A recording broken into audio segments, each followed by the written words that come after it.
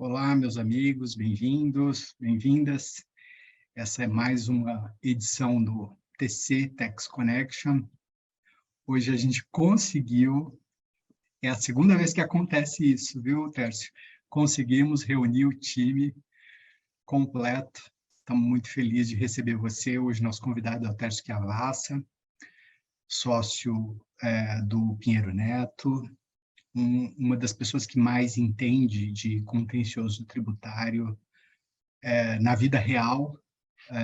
Tem muita informação para trazer para a gente, e especialmente em relação ao tema que foi eleito, né?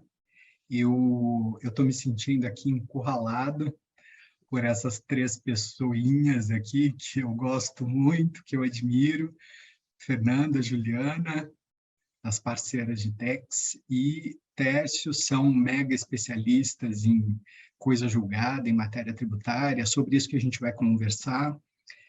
E eu tenho aqui o papel de ouvinte atento em relação a tudo que vocês vão dizer. Brincadeira, porque eu meto o dedo, você sabe disso, né, Tércio? Eu acho que vale a pena comentar, né, Tércio, que estamos completando 30 anos, não, completamos, né, 30 anos de relacionamento, de amizade, relacionamento profissional. A gente teve juntos exatamente há 30 anos atrás, não importa nem dizer as circunstâncias, eu acho que basta dizer isso. Nós éramos criança na época e os nossos pais nos colocaram para trabalhar, né? Fazer trabalho infantil, uma coisa que não se faz hoje em dia, não se deve fazer, mas, enfim, é uma alegria enorme poder encontrar sempre, mesmo que nesse ambiente virtual, mas aqui, naturalmente, tem uma razão de ser, né? Disponibilizar esse encontro, que a gente tenta fazer sempre de forma descontraída, para quem acompanha o trabalho que a gente está desenvolvendo aqui no Clube de Debates. E, felizmente, a gente tem recebido só elogios, né, Fê, Ju? Só notícias boas sobre o conteúdo, sobre o nível elevadíssimo de informação que é trazida pelos nossos convidados, né? Pessoas muito especiais, como você, Tércio. Muito obrigado por estar aqui conosco. E vamos adiante agora para o combate, né? Fê, você pega a palavra? Sim. Bom, Tércio, muito obrigada por você ter aceito o convite. A gente sabe quão tumultuada a tua agenda, né? Na verdade, eu conheci o Tércio justamente em função desse tema. Foi o que me aproximou dele. Nós viramos bons amigos, assim, uma relação de confiança enorme, porque quando os leading cases da Coisa Julgada, eles foram afetados em 2016, formou-se um grupo de trabalho para estudar esse tema. E eu e o Tércio éramos participávamos desse grupo de trabalho. E daí que nós fomos realmente trabalhando juntos. Esses 6 anos, a gente pode dizer que a gente fez muita coisa nesse tema, a gente se aprofundou nos estudos, e foi uma grande alegria, porque além de ter aprendido muito com o Tércio, eu brinco assim, que o dia que eu tiver uma causa, o Tércio é o advogado de contencioso mais combativo que eu conheço, né? Enfim, então nós estudamos muito e estamos aí no combate ainda, né? Porque o julgamento não finalizou. Então, Tércio, eu gostaria de perguntar para você, desde os primórdios que você começou a trabalhar e no contencioso enfim, elaborar as petições iniciais das grandes teses jurídicas que você participou, o que, em relação a esse tema da coisa julgada lá atrás, como você via essa questão da coisa julgada lá atrás? E hoje, o que mudou para você? Qual foi esse percurso na tua vida profissional, no teu dia a dia dos casos tributários, né? Se puder contar um pouco para a gente. Claro. Bom, primeiro, boa tarde. É um imenso prazer estar aqui com vocês três. O Paulo mencionou que nos conhecemos há 30 anos e foi nossa primeira experiência profissional. E devo confessar que ali, naquele momento, foram minhas primeiras lições de processo tributário com o Paulo, ali que eu comecei a me apaixonar verdadeiramente pelo processo tributário, que eu vinha da área civil, e comecei a trabalhar com o Paulo e me apaixonei pelo direito tributário e pelo processo. Então, o Paulo foi um grande professor, ele que é o nosso aqui grande e profundo conhecedor do processo tributário. Eu aqui sou um aprendiz dele e de vocês duas também, que conheci nesse caminho da coisa julgada. A coisa julgada me aproximou tanto da Fernanda quanto da Ju. A gente participou de alguns seminários lá atrás, webinars algum tempo, menos tempo atrás, agora voltando a discutir esse tema mais presencialmente também. Acho que, como a Fernanda mencionou, começamos aí um trabalho num grupo de empresas alguns anos atrás para tentarmos entrar e conseguir uma disputa saudável com a Procuradoria, que é a Procuradoria que correu atrás e se especializou e conseguiu ter uma equipe muito forte, e a gente teve que correr atrás também para a gente conseguir empatar as forças. E, sem dúvida, quem ganha com isso são as discussões se tornam muito mais profundas. Mas, indo para o ponto que a Fernanda mencionou, e especificamente na questão da coisa julgada, esse tema eu comecei a discutir 25 anos atrás, que foi no momento que um cliente chegou aqui para o nosso escritório com auto de infração, mostrando que ele tinha uma decisão judicial transitada em julgado e ele não estava entendendo por que naquele momento, tendo uma decisão transitada em julgado, ele estava sendo autuado para pagar a contribuição social sobre o lucro naquele momento. Então, a coisa julgada específica na relação jurídica continuativa de contribuição social sobre o lucro, que é o pano de fundo que o Supremo agora vai julgar nas duas questões, mas o importante aqui é a questão da coisa julgada. E como víamos 25 anos atrás a coisa julgada? E aqui realmente eu consigo claramente ver uma diferença muito grande no que lá atrás, 2 décadas e pouco, víamos sobre o tema, defendíamos naquele momento o tema, e esses 25 anos muita coisa mudou. Acho que o processo mudou, os valores mudaram, os valores que estão por trás dos institutos que a gente hoje discute mudaram. Lá atrás, eu acho que a gente tinha conceitos processuais diferentes, a gente via de um processo numa linha muito mais autonomista, muito mais conceitual. Então, quando falávamos lá atrás em coisa julgada, eram conceitos em que víamos por trás da coisa julgada aquela questão de mera pacificação do tema. O que era importante ali, o grande valor por trás era extinguir uma discussão. Então, os efeitos projetados de uma relação jurídica processual contidos e projetados por uma sentença tinham que ser preservados. Com isso, você obtinha ali uma pacificação, encerramento do processo.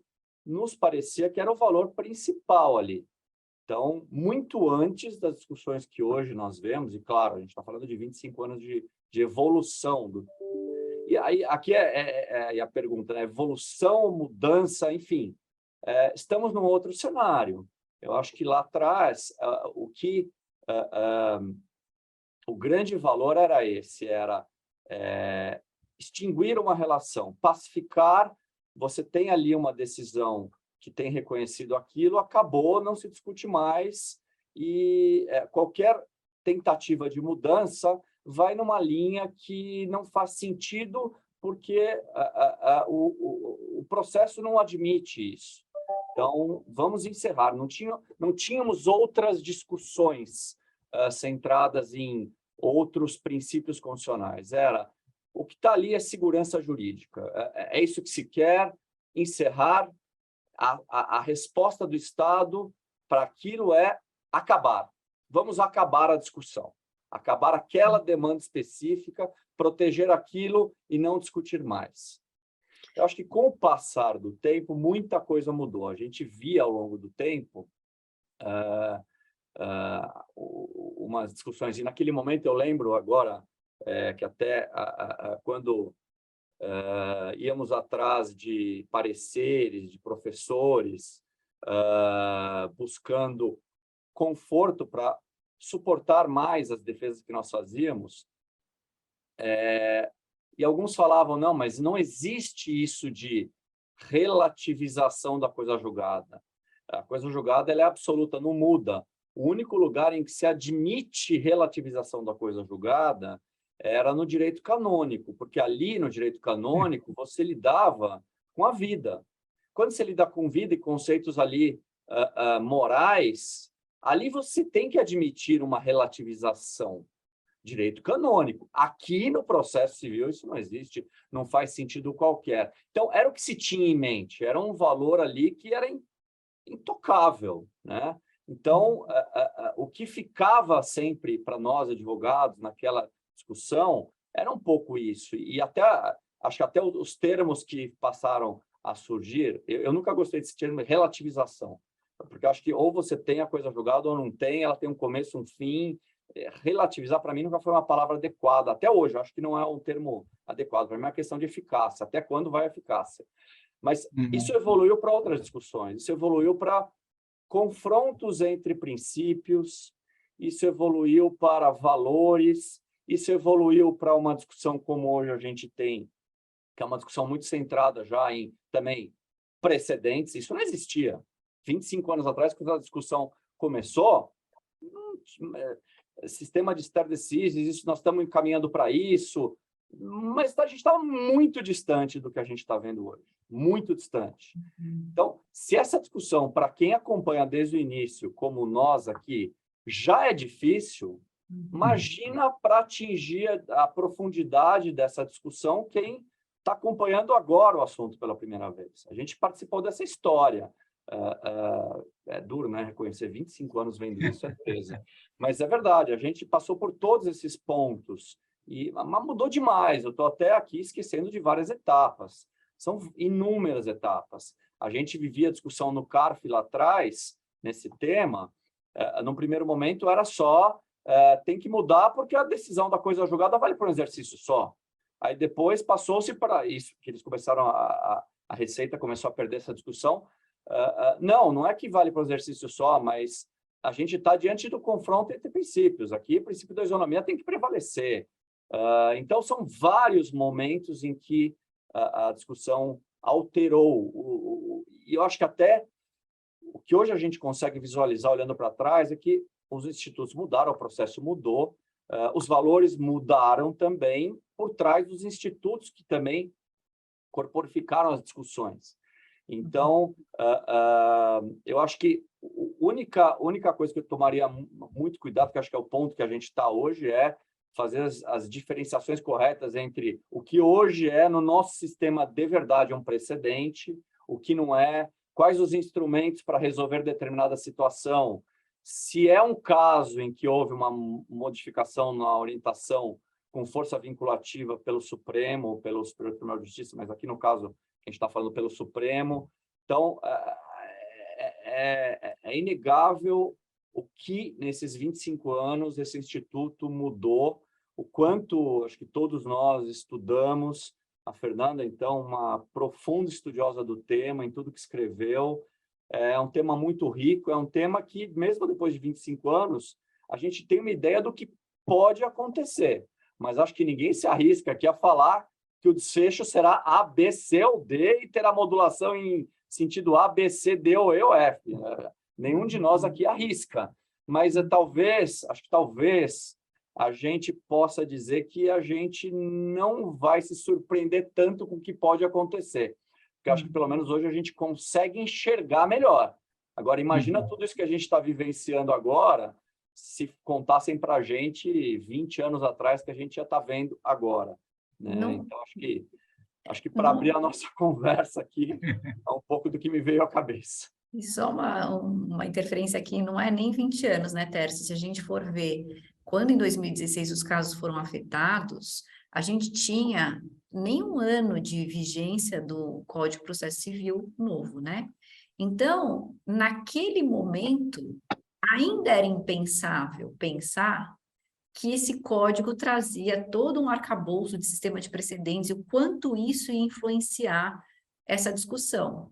Mesmo em 2016, se a gente for olhar para trás, no momento da afetação dos leading cases, o cenário era um. Agora, quando o Código de Processo Civil começou a ganhar corpo, a gente começou a entender algumas complexidades que apareceram a partir daí. Vide também as alterações no próprio código, que estabelece que você tem aquela rescisória especial, depois de uma decisão do Supremo Tribunal Federal, enfim. Então, a complexidade, eu estou entendendo que você tá falando assim, o mundo ganhou muito mais complexidade nesse tema, e principalmente depois do novo código. Acho que é isso que você tá dizendo, né?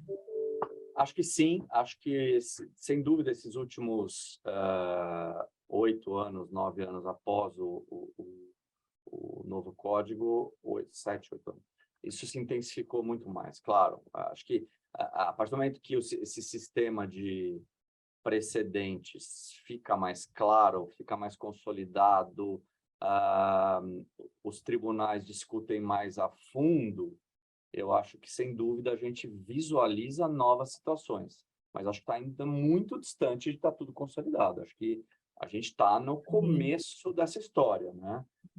Vamos ver qual que é o caminho que isso será trilhado. Acho que a gente ainda tem que acompanhar um pouquinho. Espero que a gente tenha mais 25, 30, 40 anos para acompanhar isso. Eu quero estar aqui para acompanhar isso. Vai estar, seguramente. Mas eu acho interessante, você fez um comentário que eu acho que tem bastante importância, Tércio, sobre o papel que a Procuradoria da Fazenda Nacional acabou desempenhando, né,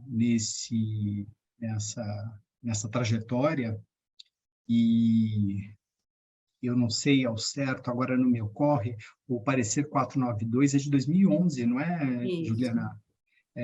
E assim, muito anterior ao código, né?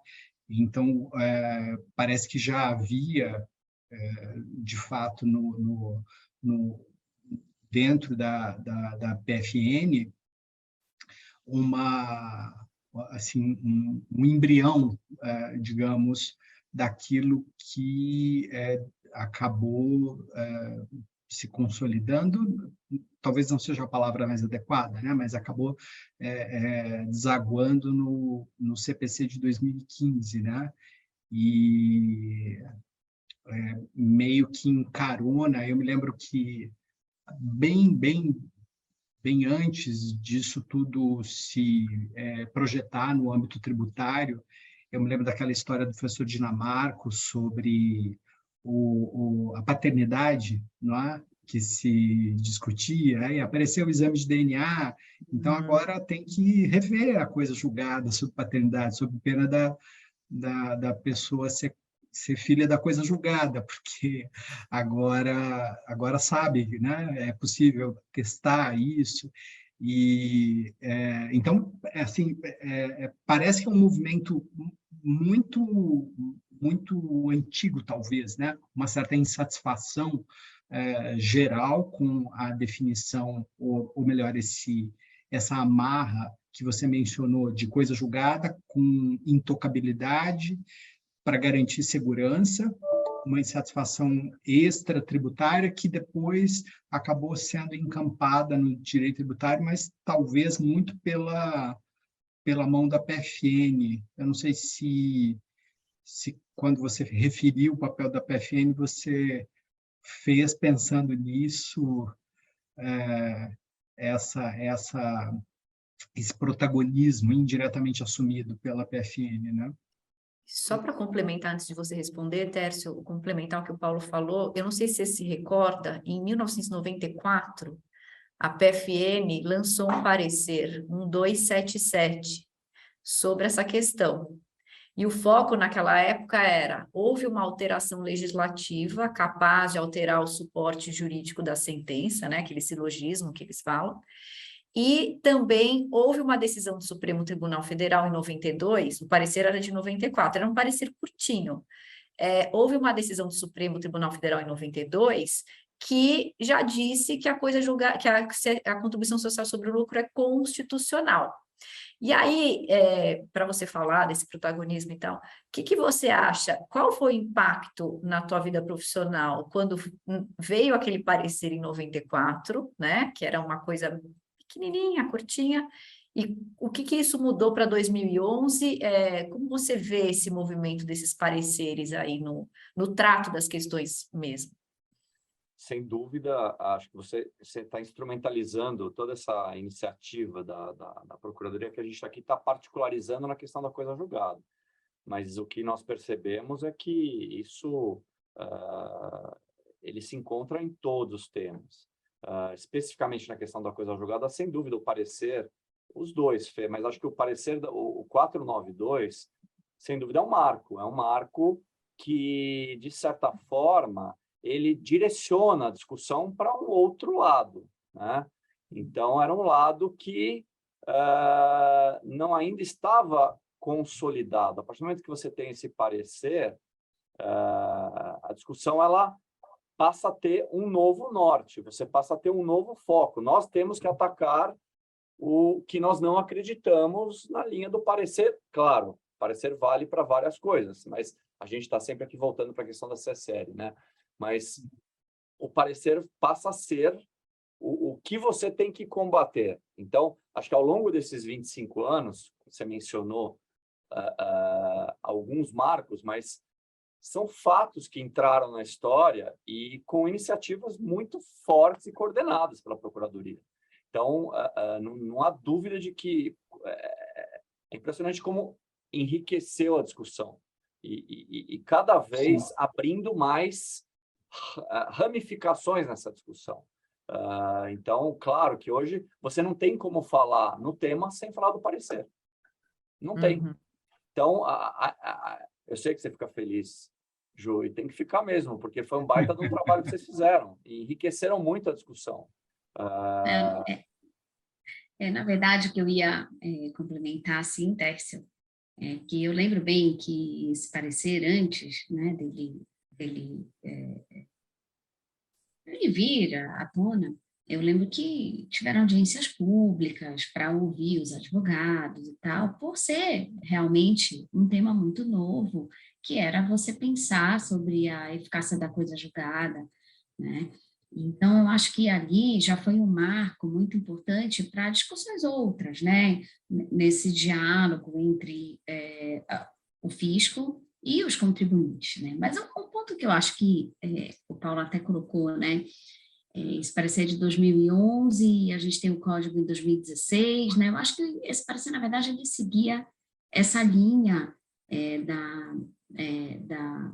da formação de um sistema de precedentes, né? Que o Código de Processo Civil, ele verdadeiramente aperfeiçoou, né? Porque já era algo que vinha sendo construído com repetitivo, repercussão geral e tal, desde as reformas anteriores, né? E o que eu me pergunto, assim, quando veio o código, me parece que a gente deu um salto, né?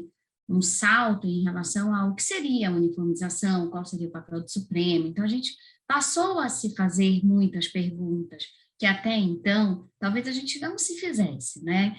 A gente sabia que o Supremo deveria interpretar a Constituição, mas a gente não perguntava, porque quantas vezes o Supremo falava várias vezes a mesma coisa e aquilo não tinha um eco em relação a determinados temas, né?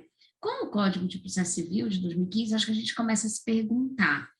E eu me lembro que uma das primeiras perguntas que eu me fiz em relação ao futuro da coisa julgada com o Código de 2015 foi: será que toda essa discussão que nós vínhamos fazendo, né, desde 2011, com esse parecer e muito antes disso, mas mais efetivamente esse diálogo entre as partes, a partir de 2011, quando veio o parecer, será que com o Código de 2015 não é um sinal de que talvez muito do que está no parecer é confirmado pelo sistema que se impõe a partir de então, né? Mas o que isso, eu me perguntava muito como que esse sistema de precedentes ia se desenvolver, né? E hoje, olhando assim, depois desses anos de código, a gente vê que realmente, gostando ou não, a gente caminha para um sistema de uniformização onde deve prevalecer, o que nem precisaria de um sistema novo para isso, mas a posição do Supremo.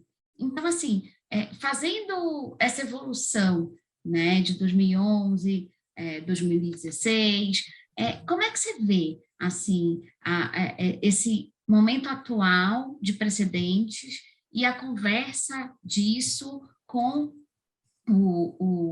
a ideia de ter impactos aí no momento, né, da vigência da coisa julgada para o futuro, mantendo o passado, ou enfim, o que está em julgamento no Supremo, né? Era essa pergunta que eu queria colocar aqui para a gente discutir um pouquinho. É a pergunta a gente falava antigamente que era a pergunta de $1 milhão, né? Essa daqui eu não sei nem de quantos bilhões de dólares que é, né? Mas acho que, sem dúvida, acho que o caminho, e até vou só puxar um gancho com o que o Paulo falou da questão de que o professor Dinamarco trazia do exame do DNA. O contraponto disso na época era o entendimento de alguns outros, que tinha um professor, que era, inclusive foi meu orientador, José Inácio Botelho de Mesquita, que ele falava o seguinte, ele falava que o interesse do Estado verdadeiro era dar uma resposta ao jurisdicionado. A partir do momento que o Estado desse aquela resposta e adquirissem a força da coisa jogada, nada mais podia mudar, que era muito mais importante que o Estado atribuísse um pai, não necessariamente o certo. Porque era uma visão que se tinha de que você tinha que dar aquela resposta e o Estado cumpriu a função. Então, não deveria ficar revendo isso a todo momento. Claro, o exemplo do DNA mostra que você tem a verdade absoluta ali e, claro, faz a gente repensar tudo isso. Agora, o que você mencionou, Juliana, acho que é isso. Acho que o caminho é esse.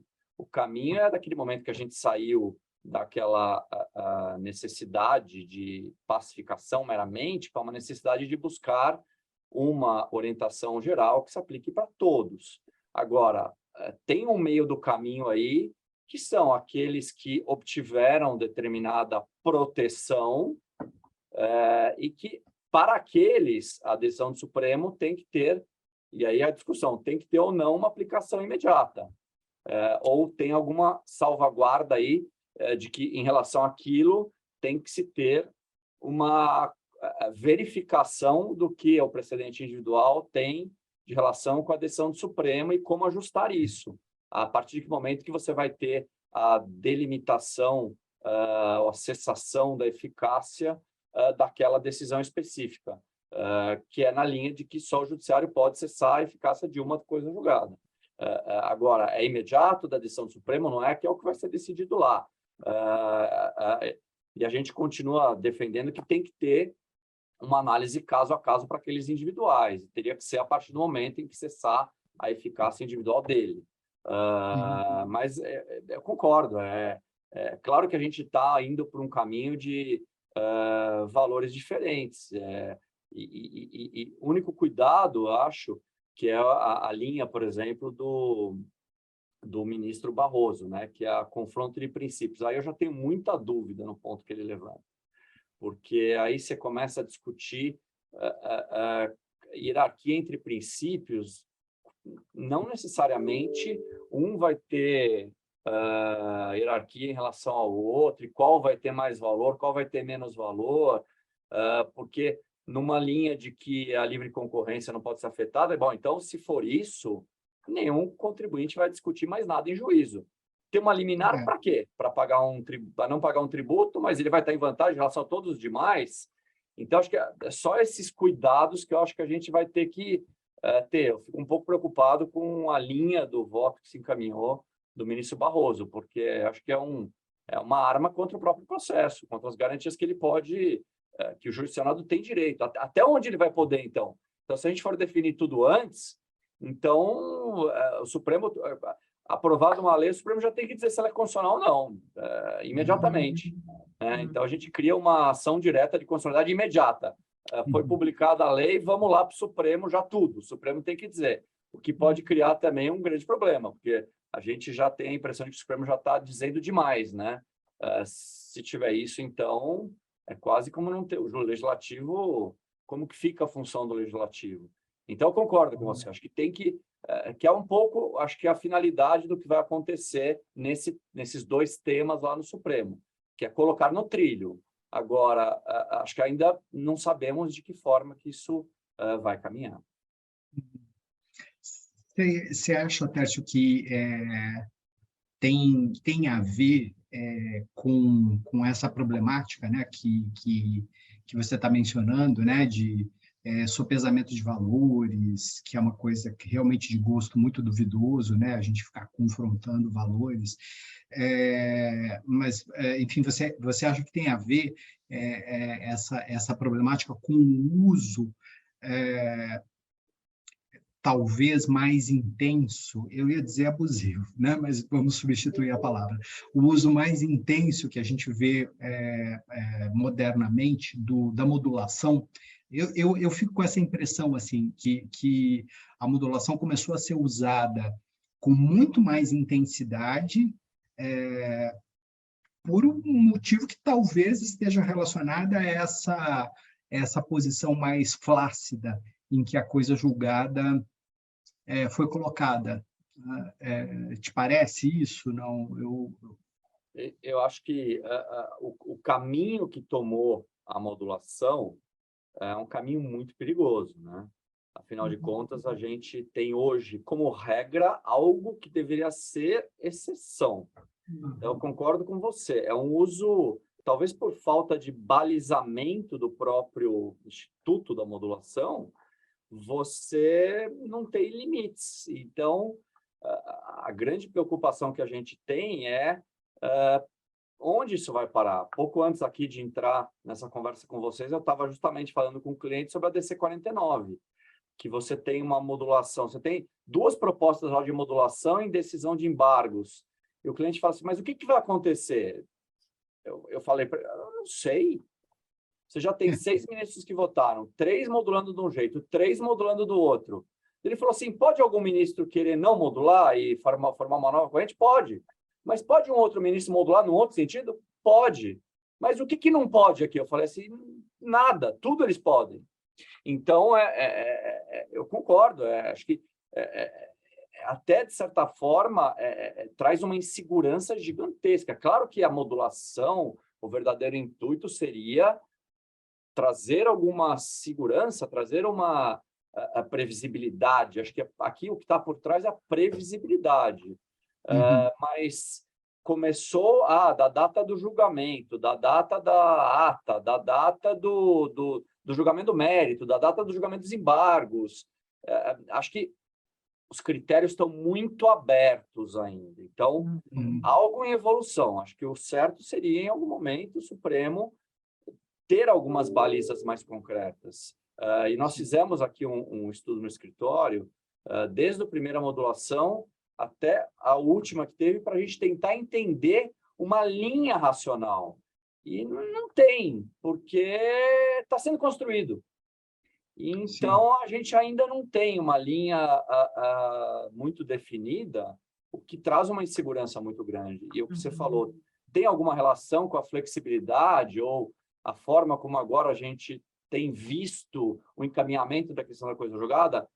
Pode ter também, porque, no fundo, uma traz reflexo também na outra, né? Então, acho que é um trabalho em construção. A impressão que está só é que a liberdade está muito grande nesse tema e como não tem, o que eu falei, não tem parâmetros, né, não tem balizas, fronteiras, a gente vai ter que esperar e caminhar, mas numa incerteza. É difícil você fazer uma... Acho que hoje é muito mais difícil, acho que isso é algo muito diferente também. Voltar 25 anos, era muito fácil fazer uma previsão do que ia acontecer. Você tinha poucas variáveis. Hoje as variáveis elas são mais elásticas, mudam o tempo todo e muito rapidamente. Então, hoje fazer previsão é muito difícil. Só para pegar um gancho do que você falou lá atrás, você falou antigamente, a gente queria simplesmente encerrar uma tese tributária, encerrar uma discussão. Só que hoje, o grande problema é que você encerra uma discussão, né? por uma decisão do Supremo, por exemplo, então você encerra, aí você tem aquela pacificação, mas começam os problemas gerados a partir disso. A gente não tinha tão visivelmente esses filhotes que brotavam de uma suposta pacificação, né? Porque se pacificava, mas os problemas começaram a ser gerados infinitamente. Então, eu acho que essa é uma das complexidades que a gente viu no decorrer do tempo também, você não acha? Eu acho, e é o que você falou, dos filhotes, né? Os contornos da decisão, o que está na decisão, o que não está. E a linguagem é inexata. Quando você... ICMS na base é exemplo mais claro disso. Quer dizer, teve o primeiro julgamento, depois teve os embargos, aí hoje já tem vários produtos disso, que é o critério de correção, se estava na decisão do Supremo, se não está, quando tem saldo credor, o que acontece. Mas é tanta coisa, que a discussão não se encerra, como você falou. E vai continuar por muito tempo. Essa específica aí do ICMS na base e as outras continuam, porque os contornos não são claros. Acho que essa é uma grande... E eu não estou dizendo que isso nem é bom ou ruim, o que é certo ou não. Eu estou dizendo que é a realidade, é o que a gente está vivendo. É que nós sempre temos a ilusão de que o que vai nos dar um conforto é ter a segurança e previsibilidade. E talvez isso nem seja o ideal.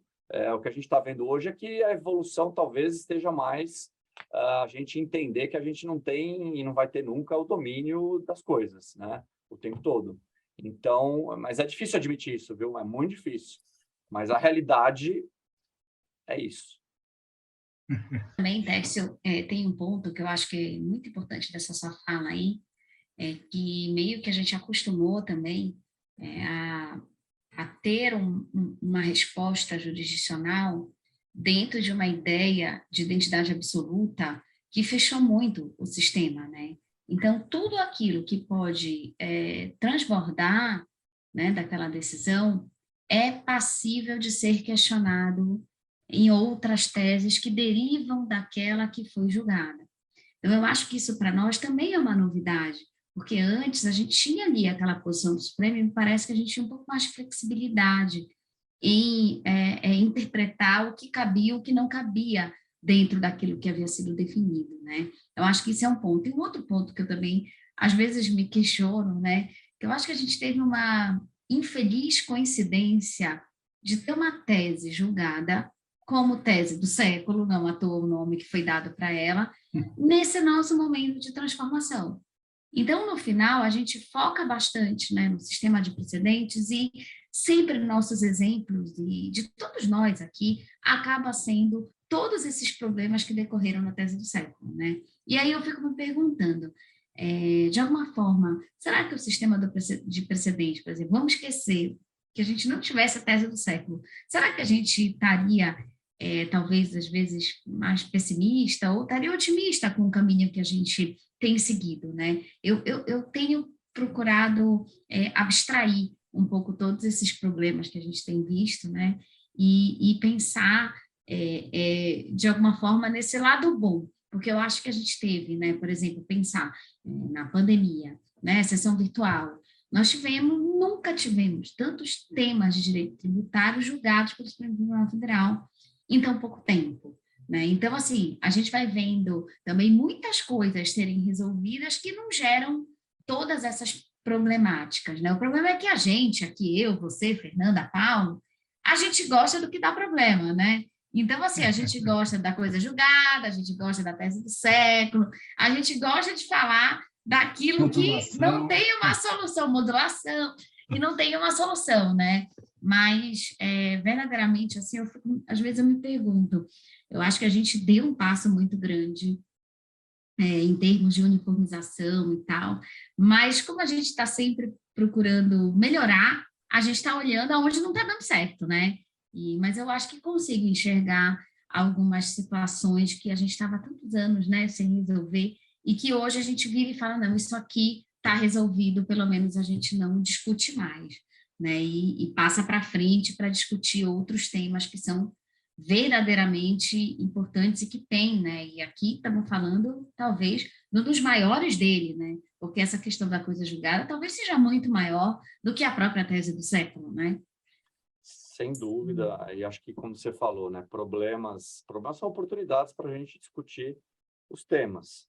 E eu acho o tema coisa julgada, eu acho muito mais importante do que a tese tributária do século, mas pelo valor, pelo tema, e é outro, né, que se parar para pensar, começou também na década de 80, quando você já tinha a súmula do STJ em um sentido, e aí o Supremo virou agora.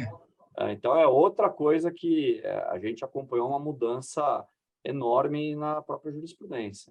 Agora, a única coisa que você mencionou, Juliana, aí para te dar uma provocada que eu não gosto muito, é a história dos julgamentos virtuais. Eu acho que os julgamentos virtuais, eles suprimem vários direitos. Eu não gosto dos julgamentos virtuais, na maioria das vezes. Eu acho que um julgamento que tenha participação, eu estou falando do virtual que você não participa, mas o julgamento que tenha participação, eu acho que é fundamental para ter uma troca de ideias mais ativa. Eu sinto falta disso no virtual. Eu acho que você falou a verdade, acho que o Supremo julgou na pandemia um número de temas tributários e previdenciários gigantesco. E a gente sabe que o resultado foi muito melhor para a Procuradoria do que para a gente. E a gente fica um pouco ressentido, porque a gente tem a sensação de que se a gente tivesse tido mais participação ativa, os resultados poderiam ter sido diferentes. A experiência do virtual, eu acho que para nós, advogados, do lado de cá, não foi tão positiva. Eu queria ter tido mais interação. Como a Fernanda falou, eu gosto de estar mais ali para tentar convencimento. Combativo. Assim, num olhar um pouco mais neutro, né? Eu vejo essas questões assim, por conta da minha função, de uma forma, digamos assim, mais de observador, né? Com um pouco mais de neutralidade, talvez, não sei, mas, enfim, o fato talvez é que a gente tenha ido de um radical para o outro muito rapidamente, não é, Tércio? Eu acho que tanto no que se refere a essa forma de julgamento, né? Mas também em relação à coisa julgada, né? Porque apesar dessa visão ser né, tá em construção há anos, enfim, mas eu acho que a gente está indo muito rapidamente, foi muito rapidamente, né, de uma postura ultraconservadora, como a Juliana mencionou, né, uma coisa que amarrava, era como se você tivesse mumificado, né, as coisas, e talvez isso não seja bom, né, mas aí vai para o outro radical, em que a gente vê uma insegurança muito forte, né? Embora alguns parâmetros sejam defendidos, talvez não sejam os melhores, né? Mas, por exemplo, o 492 defende apresenta alguns parâmetros, né? Talvez podem não ser muito bons, mas, enfim, o fato é que a gente não tem hoje resposta para isso, né? Tanto que na relação com os seus clientes eu imagino o número de saias justas que você tem que usar, né? Tem que vestir. Mas eu tenho a impressão que a gente está saindo de uma coisa, indo para outra, para tentar buscar o caminho do meio, né? Que sempre ensinaram para a gente que era o melhor, né? Eu acho que é o que está acontecendo, e acho que é natural a gente passar nessa transição que a gente tem uma turbulência. E acho que a certeza é que a gente está abandonando aquele modelo ele está ficando para trás. Agora, qual que é o modelo que vai ficar? Eu acho que é um modelo em construção. Então, é natural que haja uma turbulência bem maior. Acho que agora... e a incerteza faz parte. Acho que a incerteza agora é clara, né? E você acha que tem algum tipo de... A gente está falando de tributário, né? Mas o tema, evidentemente, que transborda, né? Ele pode ir para outros tantos domínios, e vocês veem, especialmente nessa análise, né? Que você e sua equipe está sempre fazendo, você vê algum nível de interferência de outros assuntos na definição de rumos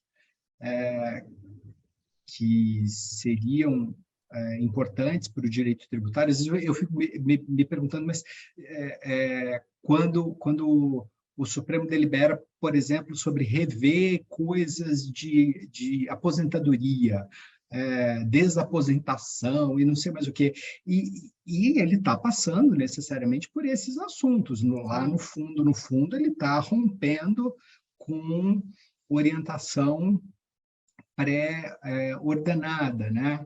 E esse entrelaçamento, assim, ele aparece para vocês de alguma forma, alguma coisa do tipo, vamos fazer uma peça, eu vou citar o comportamento do Supremo num tema que não é propriamente tributário, né? Mas em outra esfera. A gente tem pensado muito sobre esse tema, até para tentar encontrar paralelos em outras áreas e em outras situações, especialmente de relações jurídicas continuativas. Mas a verdade é que é muito difícil você conseguir sair e encontrar situações similares. Claro que outros ramos vão ter também. Muito mais no público, eu acho, muito mais questões de legalidade, sem dúvida. Mas agora, você sabe que a gente fez um exercício, não é fácil você encontrar uma situação semelhante. Não é. Eu até, quando a gente estava discutindo um tempo atrás, eu achei que a gente ia encontrar várias situações, porque claro que tem. Mas quando você vai buscar concretamente, não é muito fácil achar. O que para mim também foi uma surpresa. E aí você vê que a importância volta de novo, né, para o tributário. Eu te coloquei essa questão como uma curiosidade mesmo, porque eu sei que o trabalho, a mineração feita, né, pelo advogado é completamente diferente do que a gente faz, né? Eu, na minha função, a minha preocupação. Às vezes eu acho que eu faço mais escavação quando eu estou como professor do que como julgador, né? Mas na advocacia, assim, essa mineração é constante, né? Então é uma curiosidade realmente que eu tinha, né? Porque às vezes a gente tem a impressão que o problema da coisa julgada é um problema do direito tributário, né? Rigorosamente não seria, mas eu acho que ele propaga, né, muito mais impacto, né? Não é, e eu acho que também a gente está passando, como a gente está falando de fases, né, do novo código para cá, em que a gente está aprendendo a questão dos precedentes, acho que a partir de agora que a gente vai ter que começar a confrontar. Porque uma coisa é a mudança de orientação do Supremo em período anterior ao código, ainda não tinha sistema de precedentes, vinculação. Essa novidade. Agora que a gente está começando a pensar em exemplos de outros ramos também. Mas não confesso que não está sendo fácil encontrar, não, paralelos, viu? Mas com certeza tem, claro que tem. Tem que ter. Sim. Até porque uma decisão desse naipe vai resvalar, certamente, a gente não está em outras áreas, mas quem advoga em outras áreas deve pensar, nossa, isso vai resvalar em mim de alguma maneira, né? Acho que até a grande preocupação que os ministros devem ter é justamente muito mais no que isso vai significar para tudo do que unicamente para o caso concreto. O fato de ser CSL, porque tem 50, 60 empresas que têm essa decisão e se beneficiam, acho que isso é o menos relevante dessa discussão. Acho que o mais relevante é o que vai ficar para o futuro da coisa julgada. E, com certeza, vai impactar muita coisa que nós não estamos enxergando ainda. Então, é aquela preocupação do desconhecido. A gente espera que eles tenham essa sensação, porque não é para resolver o problema da CSL. É muito maior do que isso. Muito maior. E às vezes eu tenho dificuldade. Será que eles entenderam isso, e até pelos exemplos que são dados nos votos, eu tenho dificuldade de ter esse receio, na verdade. Esse receio de que não esteja se atentando para algo muito maior do que a mera discussão da CSL. Uhum. Ô, Tércio, você que é professor de processo civil, se você estivesse dando aula para um grupo de graduandos e tivesse que definir coisa julgada, pensando assim, né, em termos práticos, né, é uma turma que está, sei lá, no 5º ano já, aula de prática forense. Como é que você faria, hein? Olha, bela pergunta. Bela pergunta. É complicada, né? A mas resposta. Eu não consigo sair Acho que a gente tem alguns contornos dentro da gente em relação a determinados temas, né? Eles, às vezes, aumentam, mas eles existem. Eu acho que a coisa julgada sempre vai ser uma proteção de uma determinada relação jurídica, processual, de uma decisão emanada por um ato do Estado. Então, é aquela proteção, só que ela não é uma proteção absoluta, talvez, mas ela não seja tão absoluta quanto imaginávamos. Ela tem condicionantes. E quais serão esses condicionantes? Os próximos capítulos vão nos mostrar, mas é uma proteção, sim, mas não absoluta e a depender de determinadas situações, eu diria, né? E que isso vai evoluir na questão dos precedentes, que serão fundamentais para a evolução desse instituto. Mas acho que não dá para a gente escapar de pensar que ele tem que continuar sendo um instituto de proteção e que dá um mínimo de previsibilidade. Acho que é o mínimo. Agora, o que a gente está discutindo é até onde ele vai, né? E Qual é o tamanho desse mínimo? Mas não pode sair disso, senão não dá. Tem que ficar, tem que ter um contorno. Afinal de contas, é a base constitucional, né? A única coisa da qual a gente não pode abrir mão, né? Exatamente. Mas excelente. Paulo, para finalizar, eu acho que, assim, se pudesse falar uma frase final, seria: o princípio de tudo é o da impermanência, que rege a vida. Ou seja, a gente vai precisar estudar muito ainda até o fim, até o dia que a gente largar, né, a chuteira, mas é o da impermanência. Bom, acho que é isso, né? Tá super bem falado. A gente agradece, Tércio, muito o teu tempo e, enfim, acho que você tem tanto conteúdo que a gente ficaria aqui muito tempo para falar da coisa julgada, experiência, gosta desse tema, luta, e é uma pessoa que contribui muito para o desenvolvimento desse tema no ordenamento jurídico, enfim, de tudo que a gente constrói. Então, muito obrigada. Eu que agradeço muito a vocês pela oportunidade, é um prazer imenso estar dividindo com vocês algum conhecimento que eu tenho sobre o tema, sobre esse, e estou sempre à disposição de vocês, por favor, fiquem à vontade, as portas aqui, minhas e do meu escritório, estão sempre abertas para vocês.